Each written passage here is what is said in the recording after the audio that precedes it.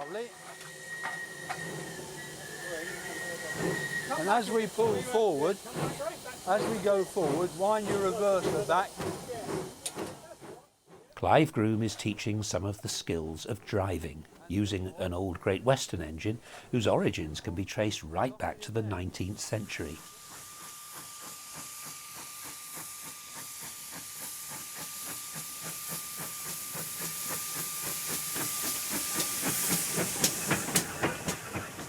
One by one, the trainees take the controls.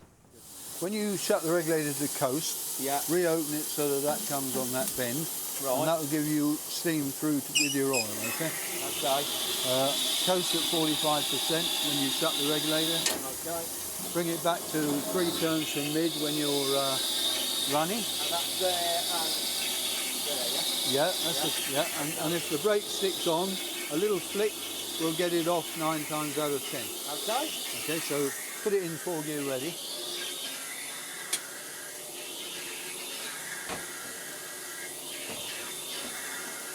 Handbrake off, please, thank you. So now if you make the brake with a big jet, and although we've got 21, the brake still may stick on if you don't give it that little flick. Well, try to see. Yeah. Well, yeah. Okay. See what we've got in the signal department. Signal, we're clear. Thank you. And whistle, whistle, whistle, whistle.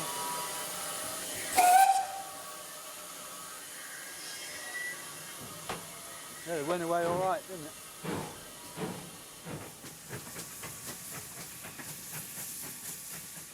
By the end of the week, the people on the course will be able to handle the engine quite well, helped by the unflappable Mr. Groome, a kindly character who is, not surprisingly, rather at home on a footplate after 55 years there.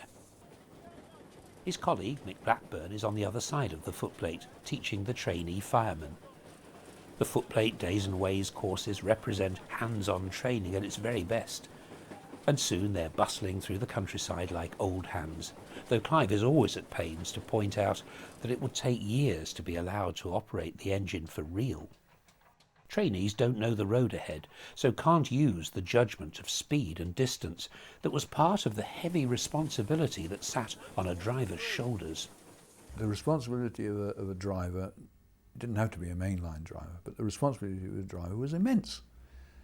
The machine, the cost, the capital cost of the machine that you were in charge of, the lives, the fact that your train might be quite safe, but you might endanger another train if you made a mistake, was always a very heavy burden. And the penalties were manslaughter charges, imprisonment for any mistake you made. The inquiries into an accident go into what you did, the relationships with your wife, any mental problems you've got, any political problems, and your actions, which were the matter of 20 seconds of judgment, would be pondered over by a dozen people with the time to think about every possible alternative action you could have taken in that situation. It was one of those jobs, like a ship's captain, like an airline pilot, where you get a lot of enjoyment out of doing it, a lot of kudos for doing it, but tremendous recriminations if you can be proved to have done it wrongly. It was the job every schoolboy wanted, but only a madman would take on.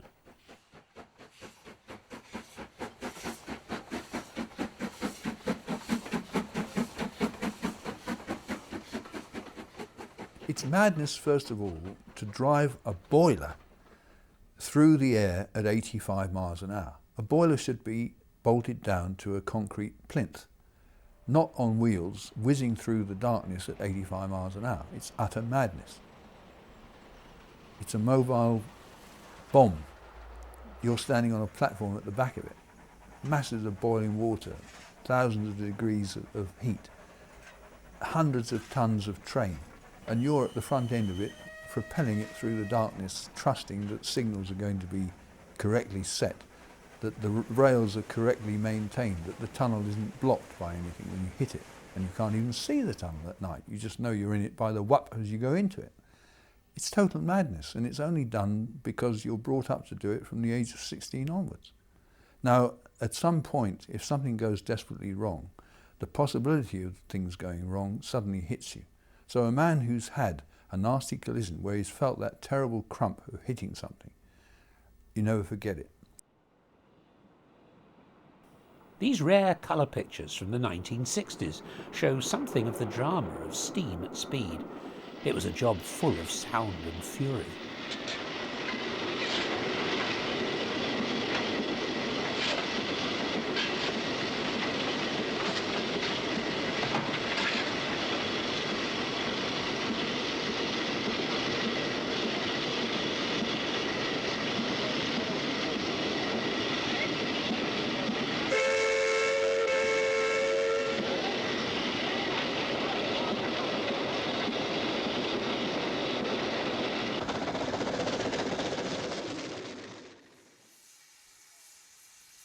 Nowadays, in stiller waters, people queue up for an insight into that half-forgotten world of steam locomotion.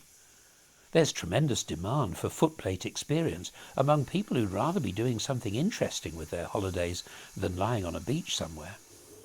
And it turns out to be great fun. I think my way was better if we were getting there.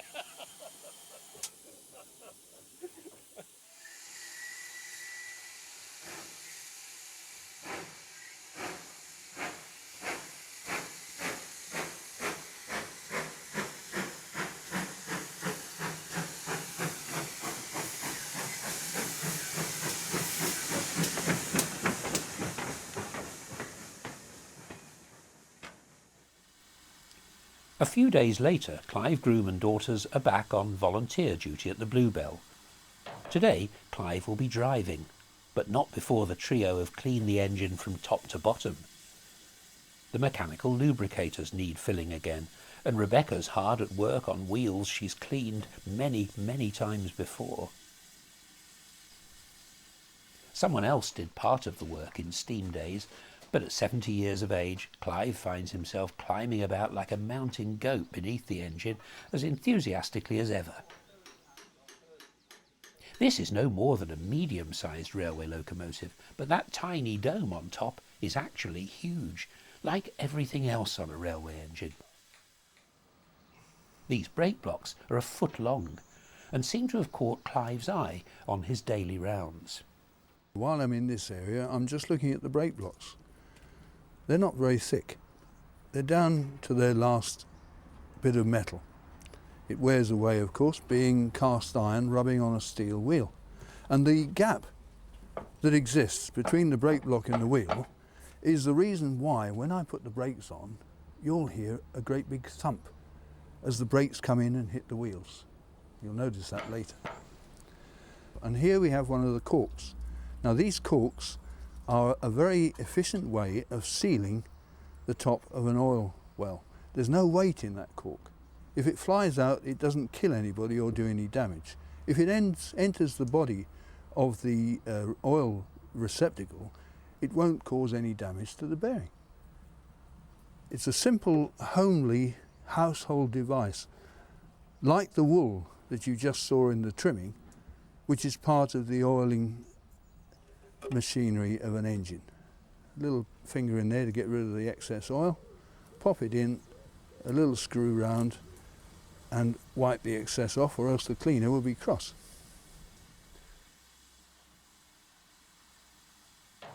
But you can see that the basic oiling, even including doing the mechanical lubricator this side, there's a similar mechanical lubricator the other side with thicker oil in it. Even doing that, I could get the whole job done in about 20 minutes. And including the business of taking coal, filling up with water, testing the injectors, testing the sands, you have to test the vacuum brake. You can do all of that and still leave the shed in 35 minutes from the time you finish reading your notices and walking to the engine.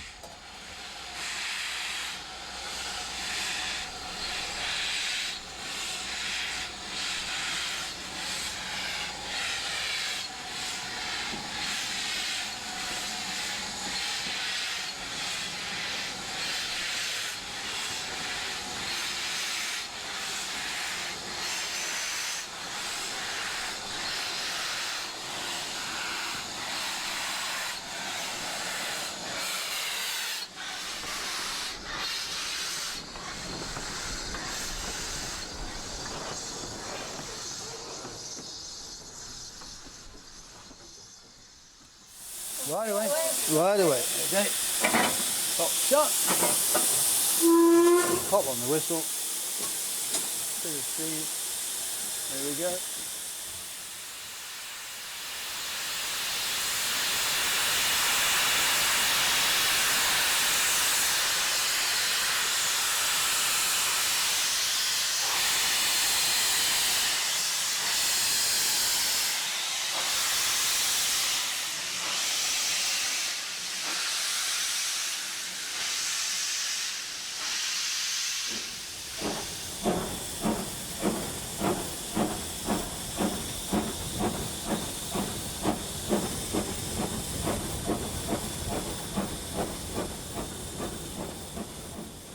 It's immediately obvious that Clive isn't doing very much.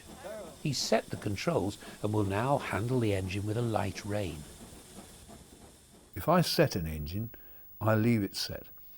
And then the fireman works out how much coal he's burning per mile and feeds that much. If you constantly alter these things, the fireman has to constantly alter the rate. The fireman is like the carburettor on a car. And if you set your foot on the accelerator, the carburettor will work away at that setting. The fireman works away like a carburettor. And if you muck him around too much, he's constantly altering his rhythm.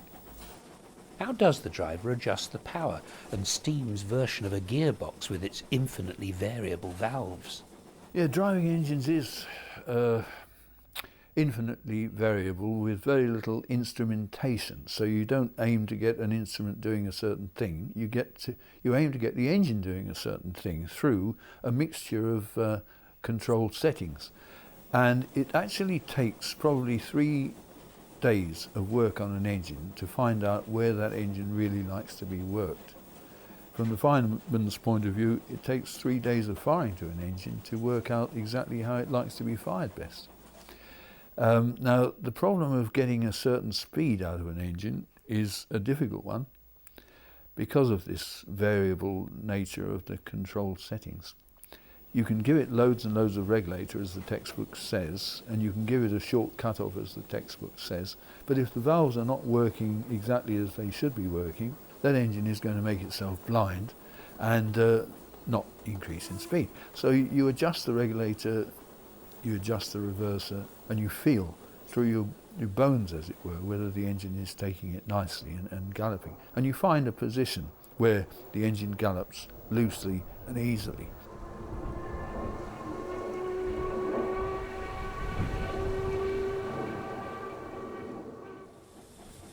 A driver needs to know at all times exactly where he is on the journey, especially in bad weather or darkness.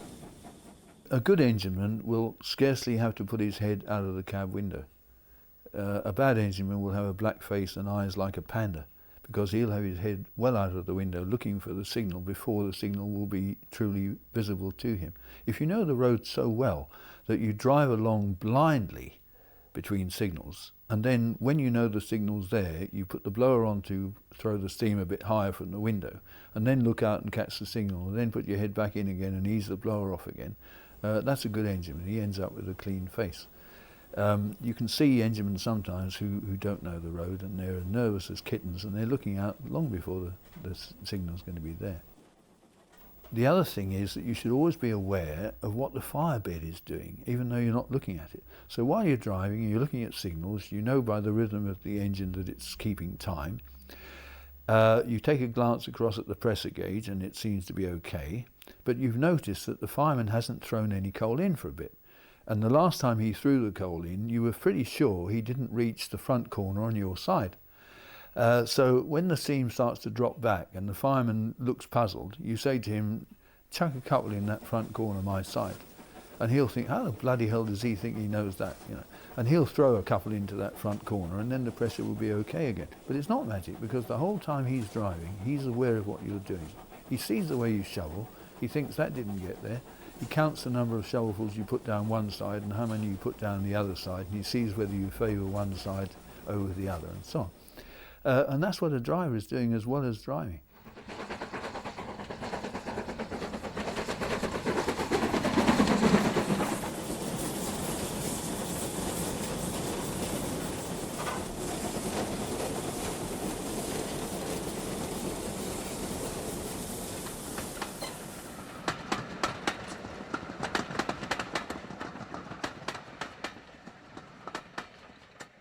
Contrary to popular myth, driving an express passenger train wasn't the trickiest job for a driver. The really tough one was goods work.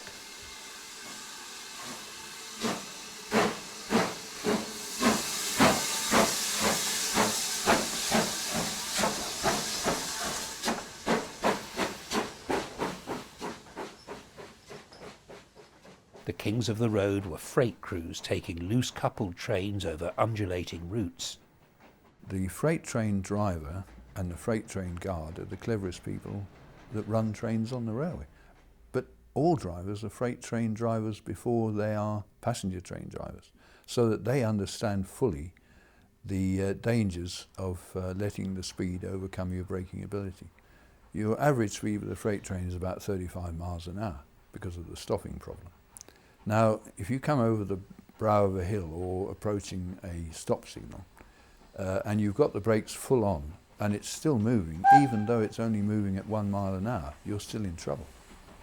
Because inevitably you get pushed past the signal or into something, and you're in dead trouble. You can't do anything about it, and that is horrifying. And it's part of the nightmare that most drivers have at some point when they're in bed at night. And the art of freight train driving is to always have a bit in hand that you know you've got space to stop in. And it is a frightening experience, a horrible experience. It's just the sheer inevitability of a slow speed disaster. If you're doing it at high speed, well, you're obviously an idiot. But you reverse the engine, you apply steam to the front, in the opposite end of the cylinders, you know, that helps you to stop. But not if you've got too much way on.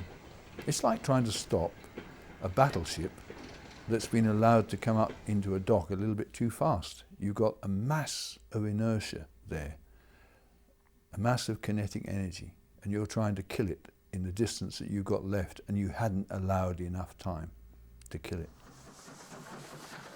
Clive remembers the C-class engines as being some of the most difficult to stop when they were on goods duty.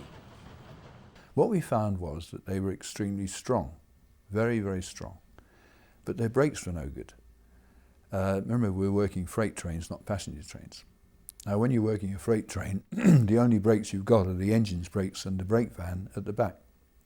If you have 600 tons on with a C-class, although you can pull 600 tons, you've got a very hard job to stop 600 tons. We were used as firemen to walking over to the handbrake and checking the train down. When you tried to do that with a C, nothing happened. Then when the driver put the brake on, nothing happened again, because the arrangement of the brakes on a C is such that there's hardly any braking effect.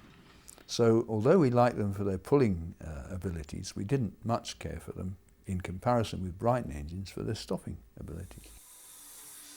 One of his toughest freight trips was with a Q1, Bulleid's outlandish wartime austerity class. It was an engine that came to our shed, was turned round and half soled and healed and sent out again. Now that's railwayman jargon. For an engine that hasn't had the fire cleaned properly, it's done already 8 hours work, and it's going to be turned around for a new crew to do another 8 hours work. So looking in the fire, I could see the colour of it wasn't right. So when we hooked onto the train, I said to the fireman, put the vacuum pipes up, because it was a partially fitted freight train.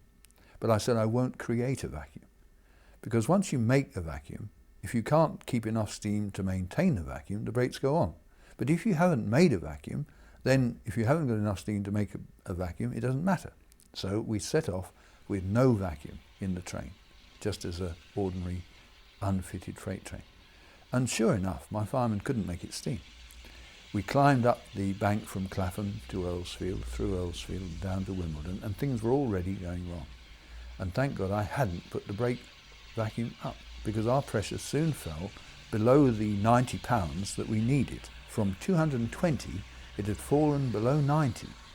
And had the brakes been attached, we'd have had the train stopped.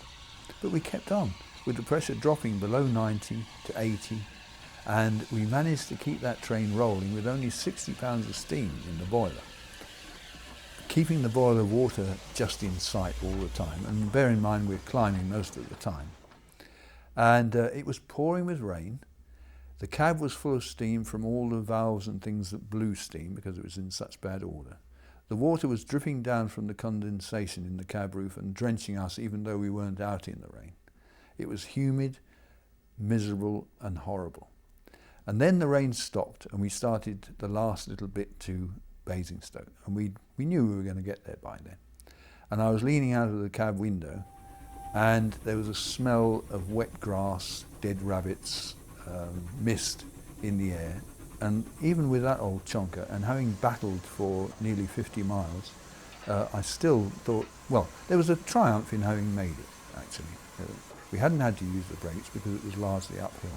Had we needed to stop, I would have made the vacuum and we would have very quickly stopped. But that was an epic trip on one of the most run-down old Q1s. It was scrapped shortly afterwards that I've ever been on. And it needed the fireman to work diligently at that fire. Although he could only make 60 pounds of steam, he never stopped working. He wasn't sitting on his bottom. He wasn't praying, which is a thing that often comes to your mind, that you should pray and maybe that'll help. It doesn't. I've done a lot of it. You just got to diligently work on that fire with spoonfuls, literally spoonfuls of dust to any bright spot that sparks up somewhere in it. You've got the 12-foot long pricker in your hand half the time, raking and poking at it to try and get some flame through it. But what you mustn't do is touch the bars with the pricker, because if you touch the fire bars, you pull the dust up into the fire, and that actually makes clinker, which would compound your trouble.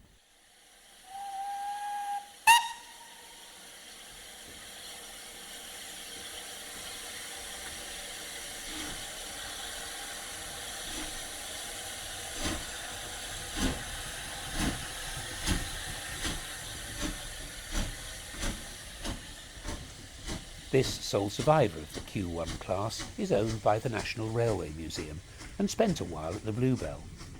As it leaves the station, the next train in is hauled by the Standard Class 4.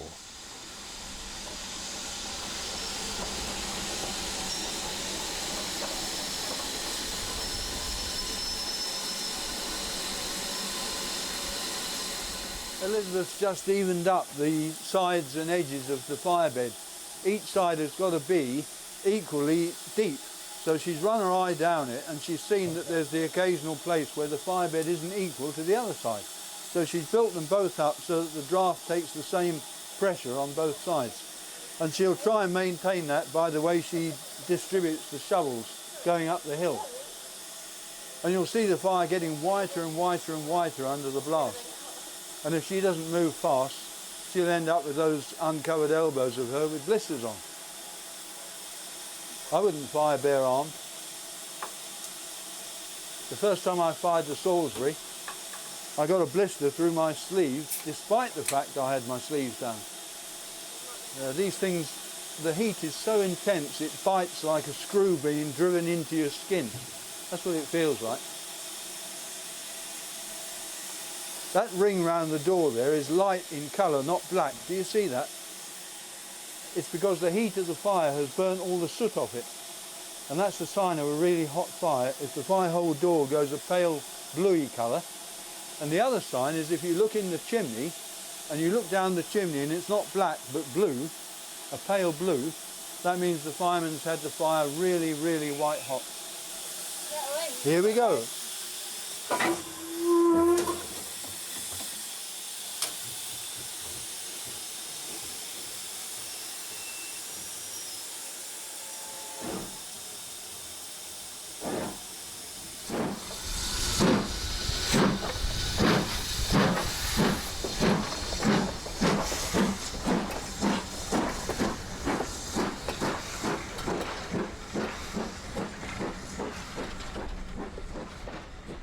Like many preserved railways, the Bluebell is a hilly route, and with half a dozen carriages, the engine will have to work for its keep.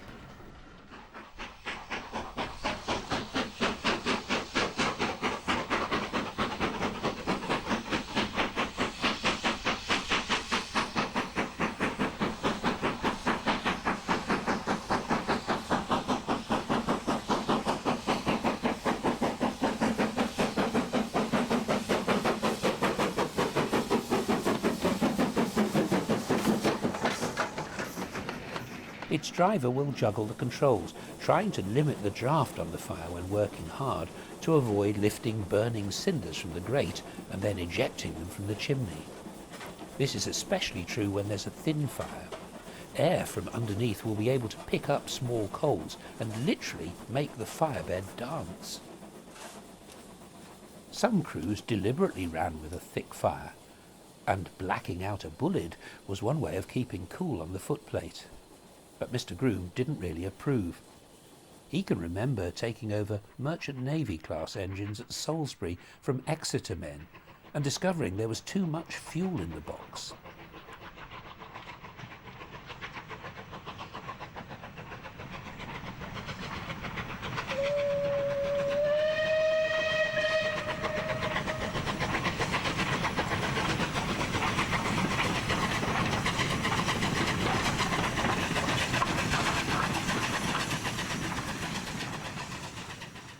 The problem with having half a ton too much fire was that any interruption in water supply could be catastrophic. The Exeter men used to run with an extremely heavy fire. And when we took over from them at Salisbury, I could work their fire down to my thinness halfway to London. The stuff they put in, I could work down and work down and work down until I could fire to it myself for the last 25 miles into London. So you could do it, but I wouldn't do it. People on the LBSC used to pack the fireboxes of the H2s absolutely solid with coal, and they reckoned they could get to Brighton with it. But it's a very risky thing to do, because if something goes wrong, you've got a box full of fire and no water in the boiler. And then what do you do? So my method was always to fire to it in accordance with the consumption and no more. Observing and obeying signals looks straightforward enough on a sunny day, but what about night time and bad weather?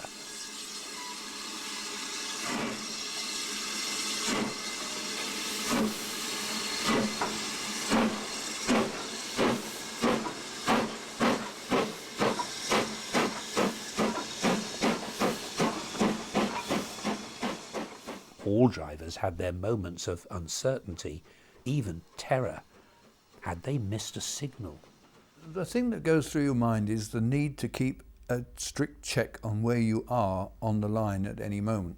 You must never look forward too far or think backwards to what happened just now. You must always be concentrating on the next signal that you're due to see. How many are there between each station? Whereabouts will they be in relation to the bridges that you go through or tunnels that you go through? So it's a bit like walking along on a foggy night and trying to keep a track on the road turnings that you pass so that you know when to take the turning for your road when you can't see anything except 2 or 3 steps in front of you. And it's like that on a steam engine at speed with the darkness on a moonless night with the steam beating down over your window. The difference between full sunshine and deepest night is instantly obvious when a steam locomotive plunges into a tunnel. Imagine spending several hours in pitch darkness.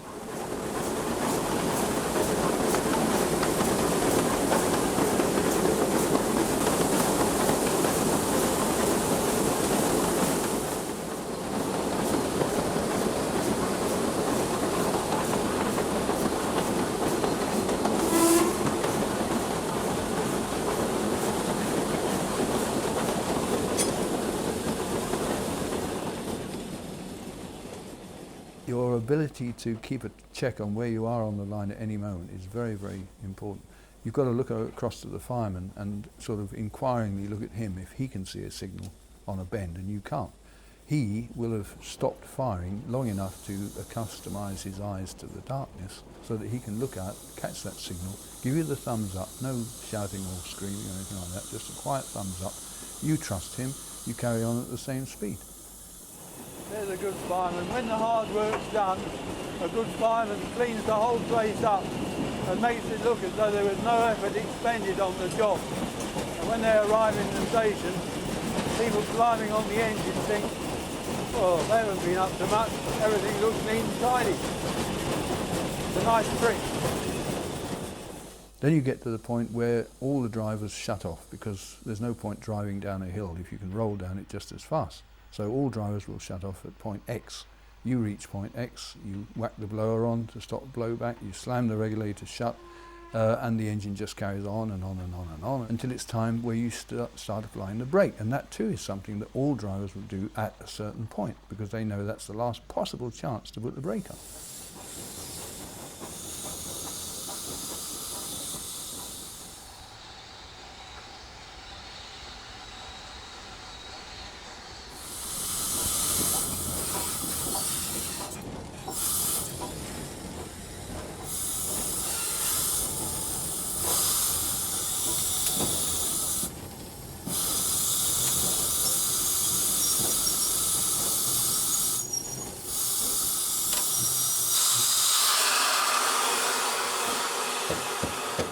And there we are.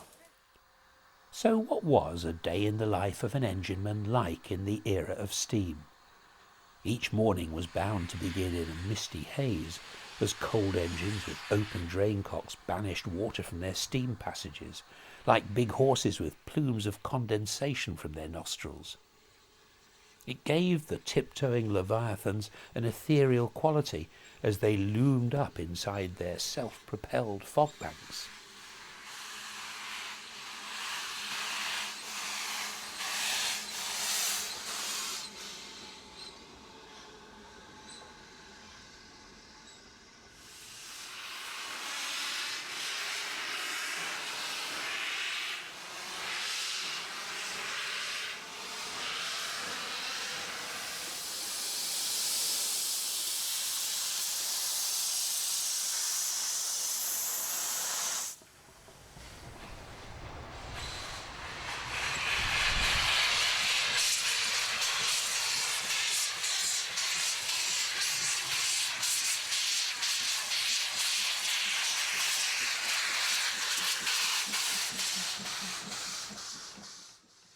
For Clive Groome, the daily grind came in the shape of 140 tons of bullied Pacific. In those days, the engineman's fervent prayer was that other people like fitters and firelighters had done their job well, for preparing an engine was an art form in itself, and would determine the sort of day the footplate crew would have. The art is to make the fire up properly. The fire will have been made up during the hour before the engine was left the shed. It would have been made up possibly by hand and not with a shovel, using Welsh coal. And the blocks would have been put in on a well-prepared initial fire bed. In the 45 minutes or so before they leave the shed, that fire begins to heat up. Welsh coal takes a while to cook, and as you know, it swells as it cooks. By the time the engine arrived at Waterloo, another half an hour after that, the whole of the fire would be coking and hot. The fireman would then, having coupled his train onto the engine, put the headboards on at the front of the engine. He'd climb back into the cab, he'd get the dart down, the big inch diameter poker, and he'd stick it down vertically into the fire, and it would sink through it if it was in a good condition, like a knife going through a nice fruit cake. And it would hit the bars at the bottom, and he would then lift the fire up slightly, 6 or 8 inches, in 3 places at the back of the firebox, which would let the air thoroughly through the fire. The engine would begin to buzz at the safety valves. He'd whack the injectors on to keep it quiet if there was room in the boiler, and he'd lean out looking back for the signal from the guard. The driver would be sitting on his seat thinking about the road ahead, what speed restrictions he'd got, how good the fire looked, and how much confidence he had in the fireman. And he'd have the engine in full 4 gear, the cocks open to let the water drain out. The brake, he'd watch the gauge to see the guard test the brake, and the moment the guard had tested his brake, he'd know the next thing the guard will do is jump out of his brake van and wave a flag to say go. He'd look up at the signals to make sure they were still off, and everything is coming to a crescendo. Everything is building up in terms of tension and readiness and expectation. And the people on the platform are waiting, the guard is ready, and all of a sudden the whistle blows, the fireman says right away, he shuts the firebox door so that the cold air isn't drawn through over the fire, but through it underneath, confirms that the signal's off, The driver slams the cocks shut if the engine's hot, but leaves them open if they're not, and goes for the regulator. And he gives it a big tug, and as I've said, he works to the steam chest pressure gauge to avoid slipping. You might need a bit of sand. But sand slows the train down as it follows. And the other thing sand does, it destroys the electrical contact for signal and telegraph use. You'd pull out of Waterloo, have a look across on the fireman's side to Big Ben, which you used to be able to see, and check what time they'd actually sent you away, and then you'd pull over all the points and crossings until you got down onto the down main through. And then you'd accelerate the engine with a little more regulator, start pulling the reverser back from full gear to about 50%, back to 40%. The engine would be rising along 40 miles an hour through Vauxhall at 40 miles an hour, let the engine increase its speed, then down to Clapham, 60 miles an hour past the Clapham washing plant. He would put the blower on slightly to avoid a blowback, slam the regulator shut, and the engine would then coast at 60 miles an hour towards Clapham Junction, where there was a 40 mile an hour restriction. Between the washer and Clapham, the speed would sink to 40 without having to use the brake. And then, having bucketed your way round the bend at Clapham, you'd open up the regulator again and drive it up the hill to Earlsfield and down into Wimbledon. And you had 7 minutes to pass Clapham from starting away at Waterloo, and that was quite difficult to do. 5 miles in 7 minutes. They'd hoped to make up time galloping at 85 or 90 miles an hour through the countryside, and there are stories of bullets topping a ton towards the end of steam.